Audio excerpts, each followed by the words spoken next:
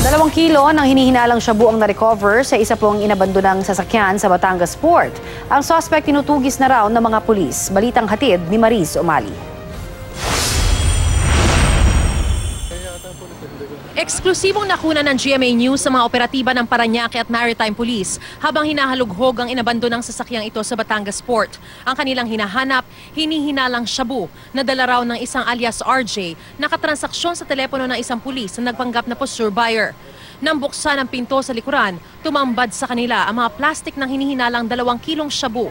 Ayon sa pulisya, matagal na nilang minamanmanan si alias RJ na posible o manong high-value target o transporter ng droga. Ngayon lang kumagat. So, basing on the recovery na 2 kilos, medyo mataas-taas na ito na level dahil 2 kilos eh.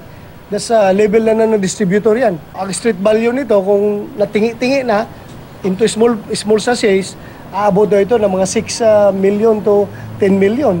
Hindi naman kasi talaga pag nag-transact ka, prosper ka agad. Pero nang isasagawa na sana ang buy-bust operation, tila nakatunog daw ang suspect kaya biglang tumakas. Hinabol pa raw ng mga pulis papuntang SLEX hanggang sa makarating sa Batangas Port.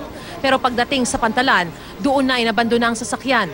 Hindi na established pero since nakapark ito dito, more or less natawid dito sa kabila, sa Mimaropa area, Mimaropa region. At saka ano pa bang ibang biyahe dito na pwede puntahan? Puntang Boracay. Iloilo, Boracay. Meron naman tayo sa pangalan doon, pero withheld muna na.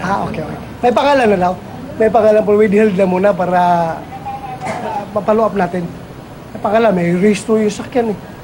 Tuloy-tuloy manhunt operations ngayon ng pulisya kay alias RJ para mapanagot sa nadiskubring milyong-milyong pisong halaga ng shabu sa iniwan niyang sasakyan at para malaman din kung may high-value target pa siyang kasabwat sa kalakaran ng iligal na droga. Mariz Umali, GMA News.